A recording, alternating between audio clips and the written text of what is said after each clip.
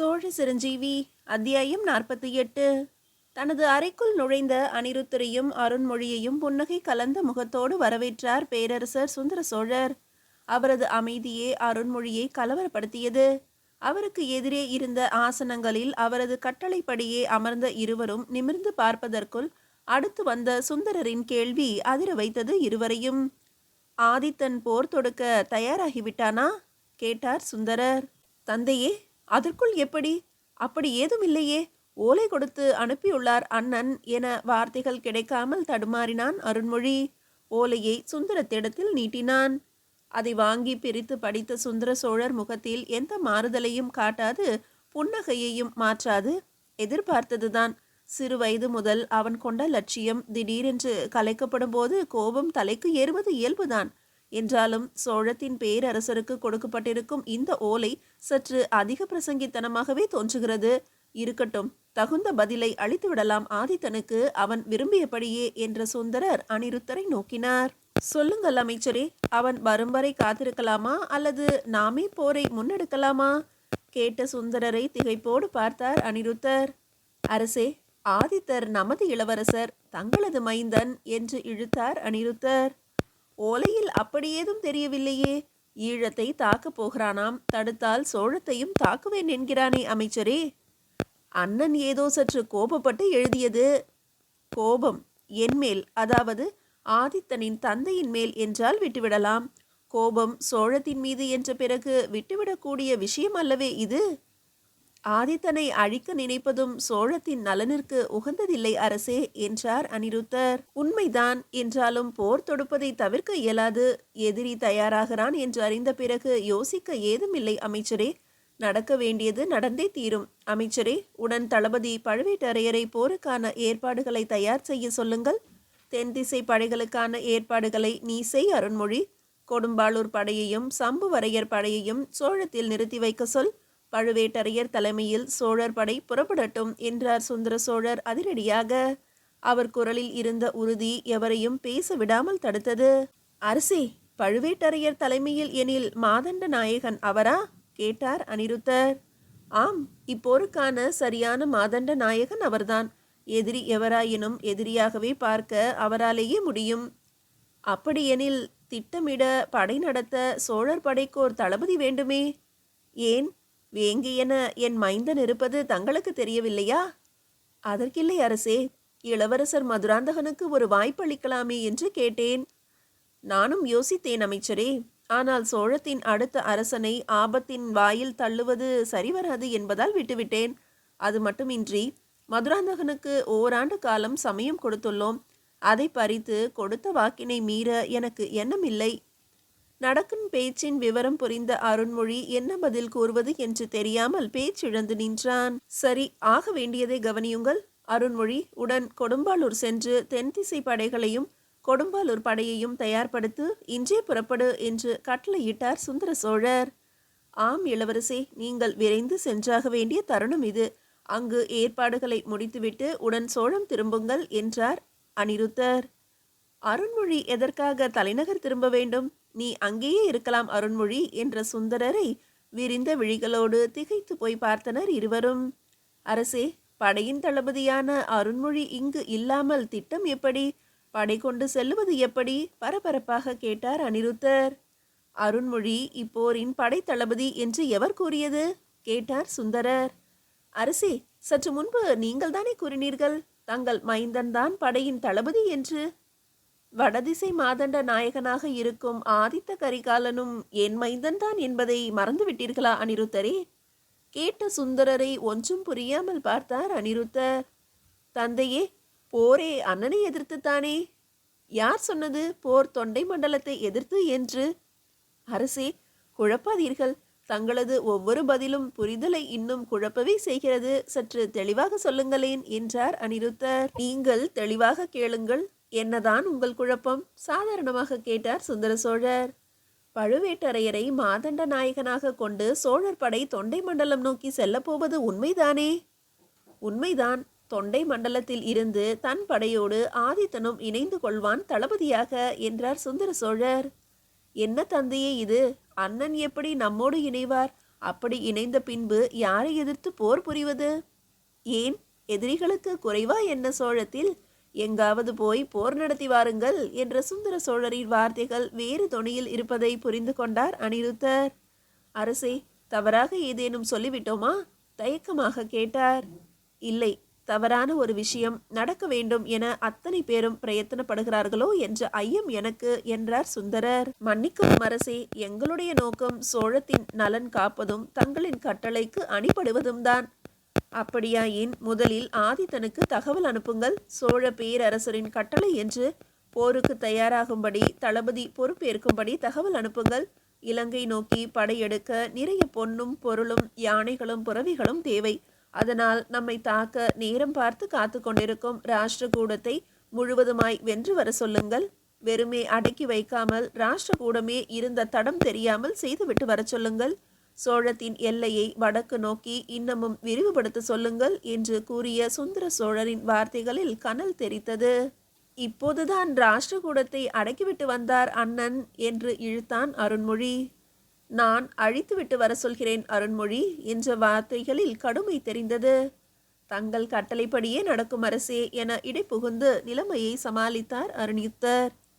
தன்னை நிதானப்படுத்தி கொண்ட சுந்தர சோழர் எதிரே நின்றிருந்த இருவரையும் நோக்கி, சற்று நிதானமாக யோசியுங்கள். எதற்காக இந்த போர் என்று? ஏற்கனவே ஈழப்போருக்கு தடை என்பதால் ஆவேசப்பட்டிருக்கும் ஆதித்தனை அடங்கச் செய்ய, அவனது போர் வெறியினை குறைக்க இப்போர் அவசியமாகி போகிறது என்பதை புரிந்து கொள்ளுங்கள். அடுத்ததாக இருக்கும் ஈழப்போருக்கான ஆயத்த பணிகளை, அதற்கான ஏற்பாடுகளை செய்வதற்கான பெரும் பொருள் திரட்டலே என்று அறிந்த பின்பு ராஷ்டிரகூடத்தினை ஆதித்தனிடமிருந்து காப்பாற்ற எவராலும் இயலாது. இன்னொரு புறம் சோழர் படை தளபதியான பழுவேட்டரையருக்கு தம்மை எதிலும் கலந்து கொள்ள அனுமதிப்பதில்லை என்ற பெரும் மனக்குறையும் நீங்கிவிடும். அதனாலேயே அவரை மாதண்ட நாயகனாக செல்ல கூறியுள்ளேன். இளவரசன் மதுராந்தகன் தன்னை ஈழப்போருக்கு தலைமையேற்று அனுப்பும்படி பிடிவாதமாய் உள்ளானே தவிர, அதுதான் அரசு பதவியை நிர்ணயிக்கும் போர் என்று நினைக்கிறானே தவிர, பிற போர்களை பற்றி கவலைப்பட போவதும் இல்லை. அதுவும் பழுவேட்டரையர் தலைமை என்ற பின்பு வாயை திறக்க மாட்டான். ஒரே நேரத்தில் இதன் மூலம் 3 பெரும் பிரச்சனைகளை தவிர்க்க இயலும். அது மட்டுமின்றி ராஷ்டிரகூடம் முழுமையாக சோழர்களின் வசப்படும். அடுத்து ஈழம் நோக்கி செல்ல நமது படை தயாராக சில காலம் ஆகும். அதற்குள் நிலைமையை கட்டுக்குள் கொண்டு வந்து விடலாம் என்றார். சுந்தர சோழரின் மதிநுட்பத்தை எண்ணி தனக்குள்ளேயே நெகிழ்ந்தார் அனிருத்தர். அற்புதமான திட்டம் அரசே என்று வாய்விட்டு பாராட்டினார். அருண்மொழியோ தந்தையின் கால் பணிந்தான். கண்கள் ஏனோ கலங்கி இருந்தன.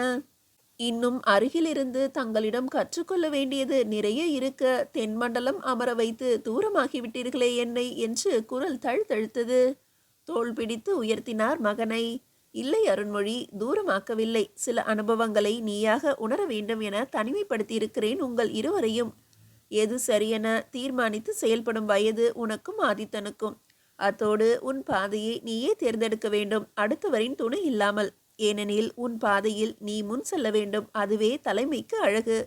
நீ சிந்தித்து சரியான முடிவை எடுப்பவன். ஆதித்தன் தான் எடுத்த முடிவினை சரியாக்குபவன். இரண்டுமே சில நேரங்களில் அவசியமானதுதான் என்றார் சுந்தர சோழர்.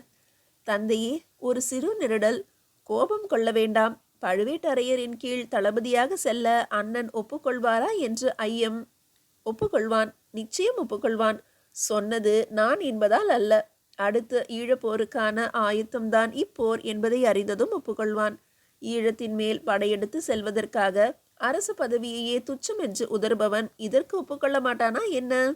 சுந்தர சோழரின் நம்பிக்கையை கண்டு அதிசயித்தான் அருண்மொழி. மன்னிக்கவும் தந்தையே, ஒருவேளை அண்ணன் இதனை ஏற்க மறுத்தால்? அருண்மொழி கேட்ட கேள்வி அடங்கும் முன்பு உடனடியாக வந்தது சுந்தரரின் பதில்.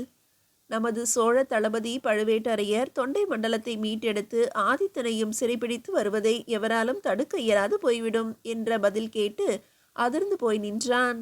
அப்படி எதுவும் நடக்காது. தனது லட்சியத்திற்காக அண்ணன் எதனையும் ஒப்புக்கொள்வார். ஆனால் இச்செய்தியை சரியான ஒருவர் மூலம் அண்ணனை அடைய செய்ய வேண்டும். அதனால் நானே இச்செய்தி தாங்கிய ஓலை சுமந்து காஞ்சிக்கு செல்கிறேன் அண்ணனை காண என்றான் அருண்மொழி. தேவையில்லை அருண்மொழி, இப்போதுதான் நீ வந்துள்ளாய். இன்று ஓய்வெடுத்து நீ உனக்கிட்ட பணிகளை கவனிக்க நாளை கொடும்பாலூருக்கு திரும்பு. உன்னை விட பொருத்தமான ஒருவன் வந்து கொண்டிருக்கிறான் தஞ்சையை நோக்கி என்றார் சுந்தரர். யாரென்று அறியலாமா அரசே? அதுவும் ஆதித்தனிடம் செல்லும் அளவிற்கு துணிவுள்ளவன்? கேட்டார் அனிருத்தர். வருவது தொண்டை மண்டலத்தின் தற்போதைய தளபதியான வானவரையன் வந்தியத்தேவன் என்ற சுந்தர சோழரை விழிகள் விரிய பார்த்தனர் அருண்மொழியும் அனிருத்தரும். இதற்கே வியந்தால் எப்படி? வந்தியத்தேவன் தேடி வருவது அருண்மொழியை என்பது தெரிந்தால்? அதைவிட இன்னும் ஒரு முக்கியமான செய்தி. தொண்டை மண்டல தளபதியை தொடர்ந்து அடுத்து தஞ்சை வந்து கொண்டிருப்பது யார் தெரியுமோ? நமது சோழர் படையின் தளபதியான பழுவேட்டரையர் என்ற சுந்தர சோழரின் வார்த்தைகள் அனிருத்தரை யோசிக்க வைத்தன. பழுவேட்டரையர் தஞ்சை நுழையும் முன்பு ஆதித்தனுக்கான ஓலையை கொடுத்து வந்தியத்தேவனை அனுப்பிவிட வேண்டும் என்று மனதிற்குள் திட்டமிட்டார் அனிருத்தர். அதே நேரம் தஞ்சை கோட்டை வாயிலை நெருங்கி கொண்டிருந்தான் வந்தியத்தேவன். மீதியை அடுத்த அத்தியாயத்தில் காணலாம். சோழ சிரஞ்சீவி அத்தியாயம் 49. அனிருத்தரின் வீட்டில் பணியாளாக இருந்த அந்த ஒற்றன் தஞ்சையின் தெற்கு பகுதியை நோக்கி விரைந்து கொண்டிருந்தான்.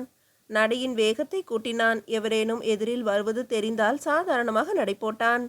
நேர் தெருக்களை தவிர்த்தான். குறுக்கு சாலைகளிலேயே நடந்தான். சிறிது நேர நடைப்பயணத்துக்கு பிறகு ஒரு வீட்டின் கொட்டகையில் கட்டியிருந்த வெண்புறவி ஒன்றை விடுவித்து அதன் மேல் ஏறி வயல்களின் ஊடே பயணிக்க ஆரம்பித்தான். சிறிது தூரம் சென்ற பின்பு அடர்ந்த மரங்கள் நிறைந்த அந்த தோப்பை அடைந்தான். குதிரையை ஒரு மரத்தில் கட்டிவிட்டு மெல்லியதாக ஒரு குரல் கொடுத்தான். அப்படியே ஒரு ஆந்தை கத்துவதை ஒத்து இருந்தது அவனுடைய குரல். சிறிது நேரத்தில் மரத்தின் மீதிருந்த இருவர் இறங்கி வந்து தகவல் என்னவென்று கேட்க, அனிருத்தரின் மாளிகையில் அருண்மொழி வந்ததையும் நடந்த உரையாடல்களையும் கூற கேட்ட இருவரும் மகிழ்ந்து போய் நின்றதும் சிரித்ததும் வந்தவனை கட்டி அணைத்ததிலேயே தெரிந்தது.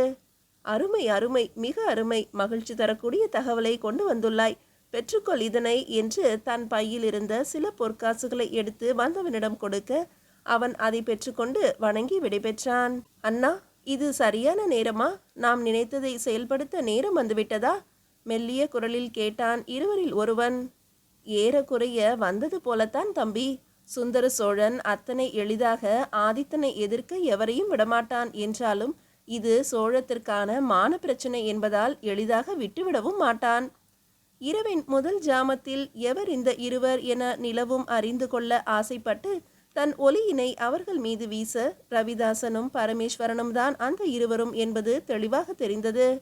இருவருமே உருவத்தில் மாறி இருந்தார்கள். ஒருவன் குடியானவனாகவும் மற்றொருவன் தோப்பின் காவல்காரன் வேடத்திலும் எளிதிலும் எவரும் அறியாத வகையிலும் இருந்தனர். அண்ணா, சோழர்கள் எளிதில் உணர்ச்சி வயப்படக்கூடியவர்கள். தாய்மண் சோழம் என்றெல்லாம் உருகி அதை காப்பதற்கு எதையும் செய்யக்கூடியவர்கள்.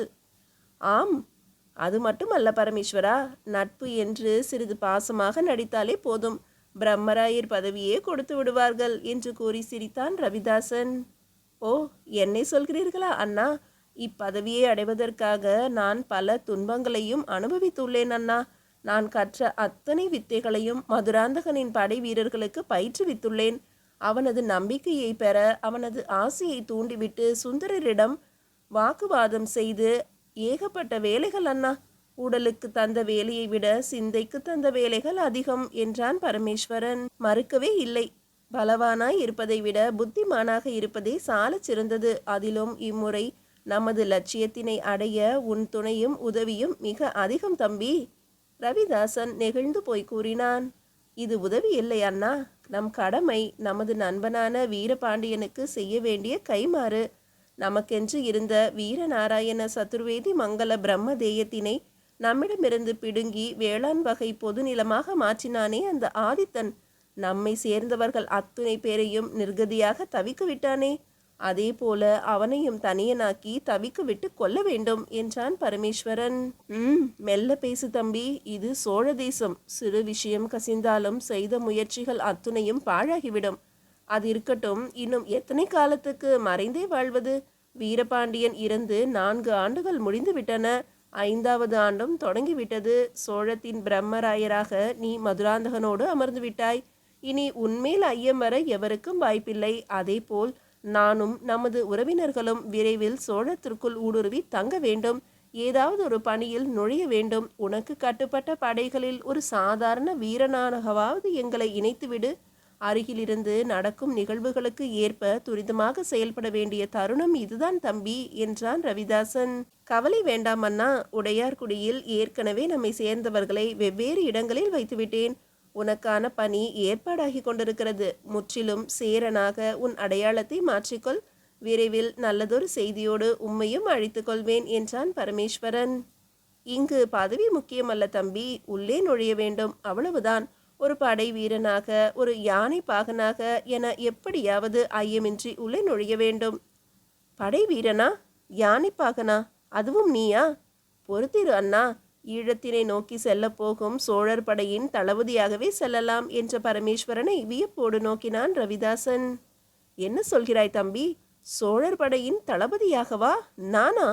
வாய் பிளந்தான் ரவிதாசன். ஆம் அண்ணா, ஒரு வருட காலம் சமயம் தந்திருக்கிறார் சுந்தரர் மதுராந்தகனுக்கு. அவனும் தென்மண்டல படைகளோடு இன்னும் வீரர்களை ஒருங்கிணைத்து தனிப்படை அமைக்க தொடங்கிவிட்டான். 2 பிரிவுகளாக திரட்ட ஆலோசனை கூறியிருக்கிறேன். சமயம் பார்த்து உன்னை அதில் நுழைத்து பயிற்சி அளிக்கும் பிரம்மராயராக மாற்றுவேன். என் திறமையை கண்டே மயங்கியவன் உனது வித்தைகளை கண்டால் திணறி போய்விடுவான். அதன் பிறகு நாம் தான் அவனுக்கு எல்லாம் என்றாகிவிடும். அருமையான திட்டம்தான் தம்பி. ஆனால் பழுவேட்டரையரை நினைத்தால்தான். கவலை வேண்டாம் அண்ணா, அதற்கு வேறொரு யோசனை உள்ளது. ஆதித்தனை முடிக்கும் பழியை பழுவேட்டரையர் தலையில் சுமத்த திட்டமிட்டிருக்கிறேன். ஏற்கனவே அவருக்கும் ஆதித்தனுக்கும் ஆகாது என்பது நாடறிந்த ஒன்று. இந்த நிலையில் பழுவேட்டரையர் தலைமையில் சோழர் படை வேறு தொண்டை மண்டலத்தை தாக்க கிளம்பவிருக்கிறது. எப்படியும் இருவரில் எவர் வென்றாலும் நமது லட்சியமும் சேர்ந்து வெல்லும் என்றான் பரமேஸ்வரன். எப்படி? போரில் பழுவேட்டரையர் வென்றால் ஆதித்தன் சிறைபிடிக்கப்படுவான், தஞ்சைக்கு கொண்டு வரப்படுவான். வழியில் அவனை கொன்றுவிட்டால் பழி பழுவேட்டரையர் மீது. ஒருவேளை ஆதித்தன் வென்றால் சுந்தர சோழரின் கோபத்துக்கு ஆளாவான். சோழத்தின் துணையின்றி தனித்து விடப்படுவான். அப்போதும் நாம் நினைத்ததை சாதிக்க ஏதுவாகத்தானே இருக்கும். ஆஹா, நல்ல திட்டம்தான். என்றாலும் ஆதித்தன் வென்றதாகவே நினைத்து திட்டங்களை தீட்டு. ஏனெனில் தோல்வி என்பதே அறியாதவன் அவன். காரணம், பயமென்றால் என்னவென்றே அவனுக்கு தெரியாது. ஒரு விஷயத்தை தெளிவாக புரிந்து கொள். படைபலம் காட்டி ஆதித்தனை வென்றுவிட இயலாது. நீயும் நானும் சேர்ந்தே எதிர்த்தாலும் தனி ஒருவனாக நம்மை மரணத்தின் வாயில் வரை கொண்டு சென்று விட்டுவிட்டு வருவான் ஆதித்தன். நான் என் வாழ்நாளில் கண்ட மிக பெரிய வீரன் வீரபாண்டியன். அவன் சிரசையே கொய்திருக்கும் ஆதித்தனின் வீரத்தை அத்தனை எளிதாக கணக்கிடாமல் விட்டுவிட இயலாது. காஞ்சியில் நாம் அத்தனை பேர் சேர்ந்தும் ஒற்றை ஆளாய் நம்மை சிதறடித்ததை மறந்துவிடாதே என்று எச்சரித்தான் ரவிதாசன். மறுக்கவில்லை அண்ணா. அதே சமயம் நேர்மையான வீரம் சாதிக்காததை சூழ்ச்சி தனித்து நின்று சாதிக்கும் அண்ணா என்ற பரமேஸ்வரனின் முகத்தில் கொடூரம் எதற்கும் கலங்காத ரவிதாசனையே சற்று நடுங்க வைத்தது. மீதியை அடுத்த அத்தியாயத்தில் காணலாம்.